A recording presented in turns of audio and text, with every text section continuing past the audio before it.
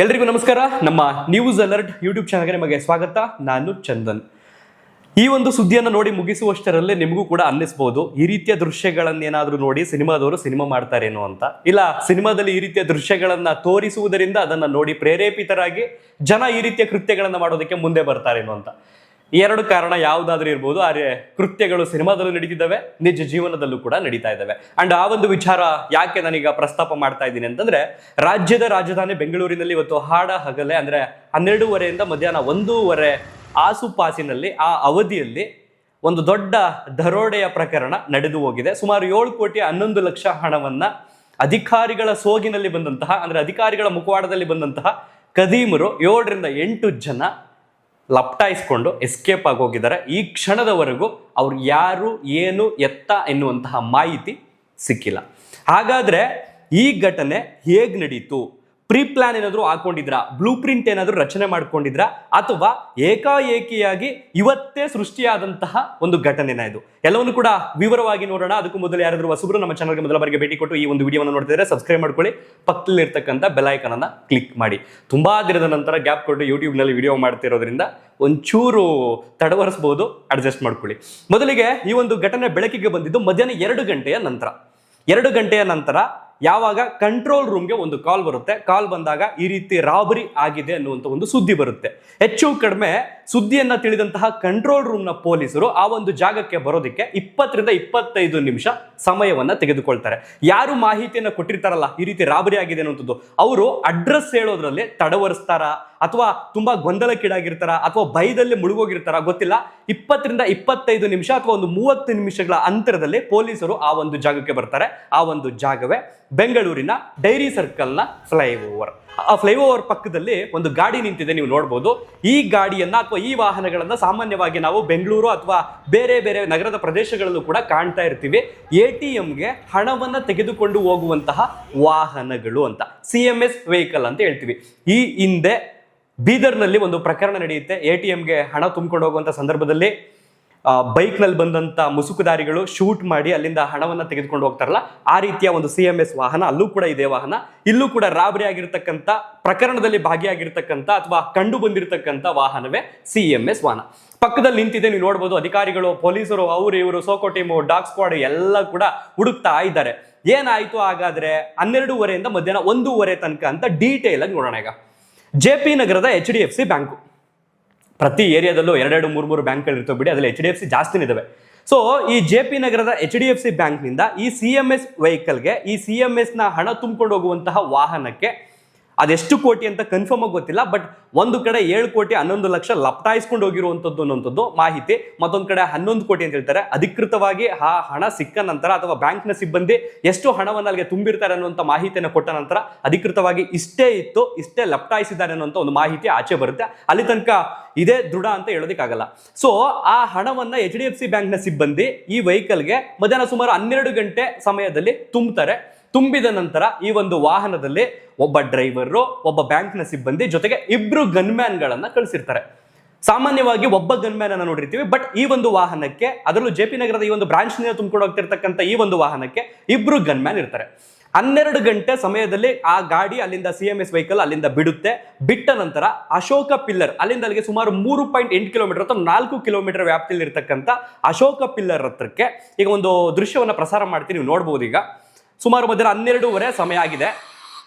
So ಈ ಒಂದು ಸಮಯದಲ್ಲಿ ಒಂದು ಗಾಡಿಗಳು ಹೋಗ್ತಾ ಇದ್ದಾವೆ, ತುಂಬಾ ಗಾಡಿಗಳು ಹೋಗ್ತಾ ಇದ್ದಾವೆ. ಸೊ ಈಗ ನೀವು ಗಮನಿಸಬಹುದು, ಅಲ್ಲಿಗೆ ಈಗ ಆ CMS ವೆಹಿಕಲ್ ಬಂತು. CMS ವೆಹಿಕಲ್ ಬಂದ ಕ್ಷಣಾರ್ಧದಲ್ಲೇ, ಅಂದ್ರೆ ಹೆಚ್ಚು ಕಡಿಮೆ ಒಂದು 7ರಿಂದ 8 ಸೆಕೆಂಡ್ ಗ್ಯಾಪ್ ನಲ್ಲೇ ಒಂದು ಸಿಮೆಂಟ್ ಕಲರ್ ಅಥವಾ ಒಂದು ಗ್ರೇ ಕಲರ್ನ ಇನೋವಾ ಕಾರ್ ಅದನ್ನ ಫಾಲೋ ಮಾಡ್ಕೊಂಡು ಬರುತ್ತೆ. 12 ಗಂಟೆ 30 ನಿಮಿಷ ಆಗಿದೆ. ಸೊ ಇನೋವಾ ಕಾರ್ ಫಾಲೋ ಮಾಡ್ಕೊಂಡು ಬಂದು ಅಶೋಕ ಪಿಲ್ಲರ್ ಇಂದ ಒಂದು 50 ಮೀಟರ್ 100 ಮೀಟರ್ ಗ್ಯಾಪ್ ನಲ್ಲಿ ಆ CMS ವೆಹಿಕಲ್ ಏನಿರುತ್ತಲ್ಲ ಅದನ್ನ ಅಡ್ಡಗಟ್ಟಿ, ನೀವು ಈ ರೀತಿ ಹಣವನ್ನು ತೆಗೆದುಕೊಂಡು ಹೋಗ್ತಾ ಇದ್ದೀರಲ್ಲ, ಇದರಲ್ಲಿ ಲೋಪ ಕಂಡು ಬಂದಿದೆ, ಮಿಸ್ಟೇಕ್ಸ್ಗಳಿದೆ. ಮಿಸ್ಟೇಕ್ಸ್ಗಳೇನಿದೆ ಅಂತಂದ್ರೆ ಈ ಹಣಕ್ಕೆ ಸರಿಯಾದ ದಾಖಲೆಗಳಿಲ್ಲ, ಅದು ಇದು ಅಂತ ಸಬೂಬನ್ನ, ಅಂದ್ರೆ ಕಾರಣಗಳನ್ನ ಹೇಳ್ತಾರೆ. ತದನಂತರ ಇದಕ್ಕೆ ಸಂಬಂಧಪಟ್ಟಂಗೆ ನೀವು ತಗೊಂಡು ಹೋಗೋದಿಲ್ಲ ದುಡ್ಡು, ಅದಕ್ಕೆ ಸಂಬಂಧಪಟ್ಟಂಗೆ ಇನ್ವಾಯ್ಸ್ ಕೊಡಿ ಅಂತ ಹೇಳ್ತಾರೆ.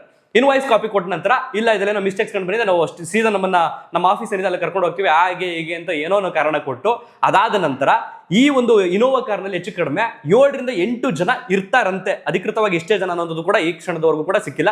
7 ರಿಂದ 8 ಜನ ಅಂತ ಡ್ರೈವರ್ ಈಗ ಯಾರು CMS ವೆಹಿಕಲ್ ಇದನ್ನಲ್ಲ, ಅಂದ್ರೆ ATM ವೆಹಿಕಲ್ ಓಡಿಸ್ಕೊಂಡು ಹೋಗ್ತಿದ್ನಲ್ಲ, ಹಣ ತುಂಬೋ ವೆಹಿಕಲ್ ನ ಆ ವ್ಯಕ್ತಿ ಕೊಟ್ಟಿರ್ತಕ್ಕಂಥ ಮಾಹಿತಿ ಆಧಾರದ ಮೇಲೆ ಬಂದಿರತಕ್ಕಂಥ ಸುದ್ದಿ.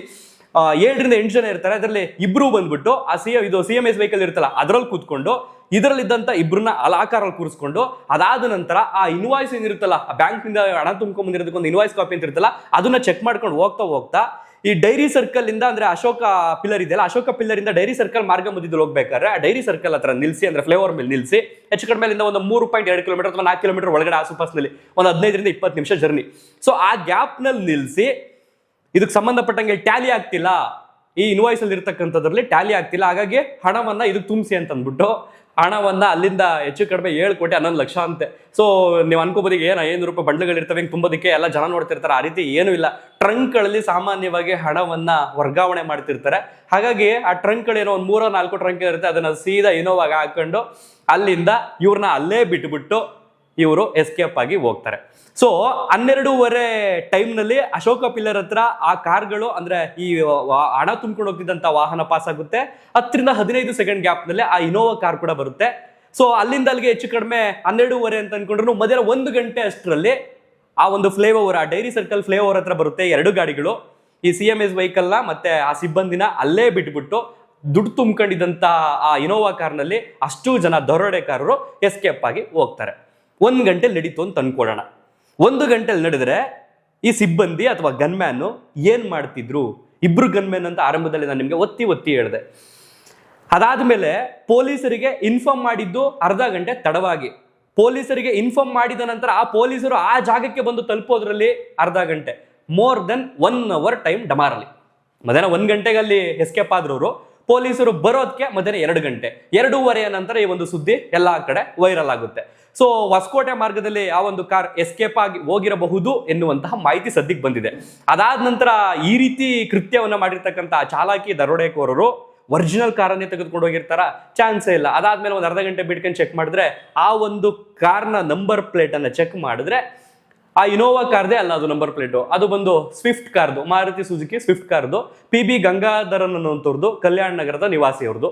ಸೊ KA03NC8052 ಆ ಒಂದು ನಂಬರ್ ಪ್ಲೇಟ್ನ ಫೇಕ್ ಆಗಿ ಮಾಡ್ಕೊಂಡು ನಕಲಿ ನಂಬರ್ ಪ್ಲೇಟ್ ಅನ್ನ ಈ ಇನೋವಾ ಕಾರ್ಗೆ ಅಳವಡಿಸಿಕೊಂಡು ತದನಂತರ ಈ ಒಂದು ಕೃತ್ಯವನ್ನ ಎಸ್ಕೇಪ್ ಆಗಿ ಹೋಗಿದ್ದಾರೆ.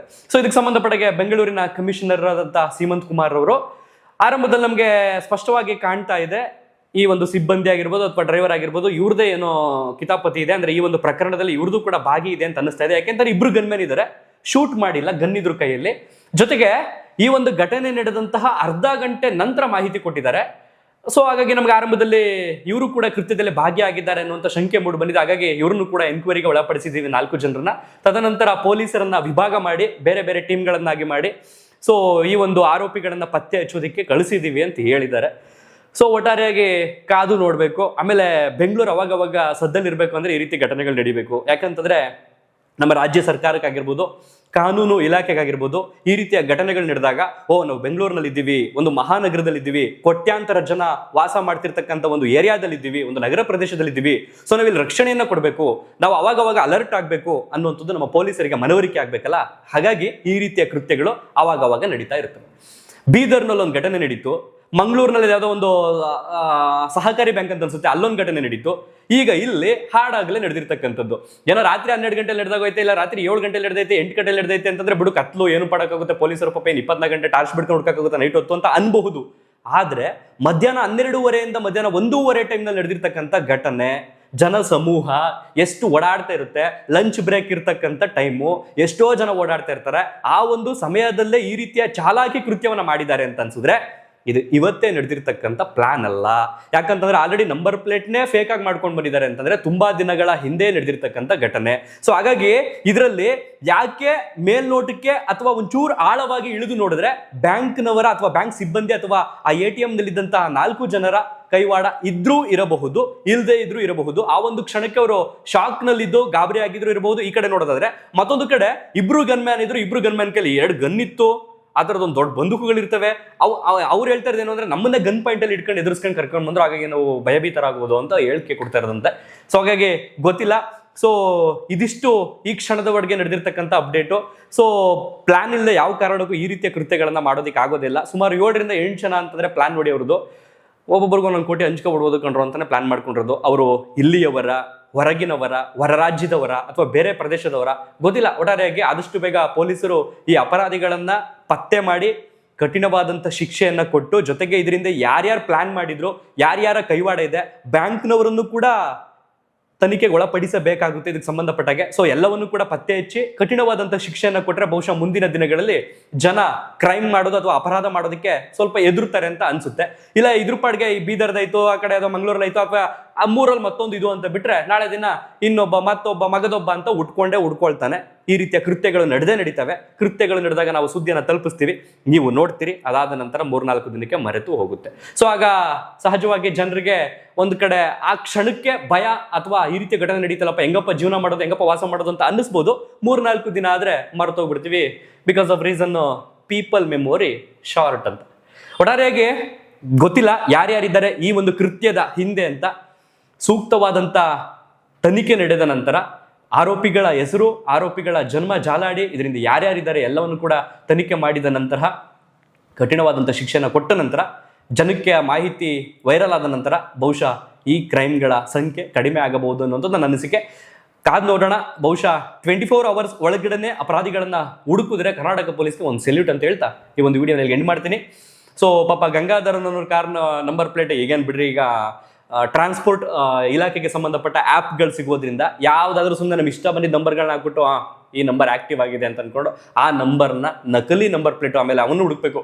ಇವ್ರಿಗೆ ನಕಲಿ ನಂಬರ್ ಪ್ಲೇಟ್ ಮಾಡಿಕೊಟ್ಟಿರ್ತಾನಲ್ಲ, ಇವರೆಲ್ಲಿ ಮಾಡಿಸ್ಕೊಂಡು ಬಂದವರು ಅವನು ಹುಡುಕ್ಬೇಕು. ಯಾಕೆಂದ್ರೆ ಈ ರೀತಿಯ ಕೃತ್ಯಗಳಿಗೆ ಅವ್ನು ಇನ್ಯಾರ್ಯಾರು ಸಪೋರ್ಟ್ ಮಾಡೋನೆ ಅಂತ ಅಲ್ಲೂ ಕೂಡ ಮಾಹಿತಿ ಸಿಗುತ್ತೆ. ಅವನು ಕೂಡ ಒದ್ದೊಳಗೆ ಹಾಕಿದ್ರೆ ಒಂದಷ್ಟು ಸತ್ಯ ಆಚೆಗೆ ಬರುತ್ತೆ ಅನ್ನೋಂಥದ್ದು ನನ್ನ ಅನಿಸಿಕೆ. ಇದಿಷ್ಟು ಹೇಳ್ತಾ ಮುಂದಿನ ವಿಡಿಯೋದಲ್ಲಿ ಸಿಗೋಣ. ಇನ್ನು ಮುಂದೆ ನಿರಂತರವಾಗಿ ಸಿಗೋಣ. ಒಂದಷ್ಟು ಕಾರಣಾಂತರಗಳಿಂದ ವಿಡಿಯೋ ಮಾಡೋಕ್ಕಾಗಿರಲಿಲ್ಲ. ನೀವು ಕಮೆಂಟ್ಸಲ್ಲಿ ಕೇಳ್ತಾ ಇರ್ತೀರಿ, ಇಷ್ಟು ದಿನ ಎಲ್ಲೋಗಿರಿ, ಏನು ಮಾಡ್ತೀರಿ ಅಂತ.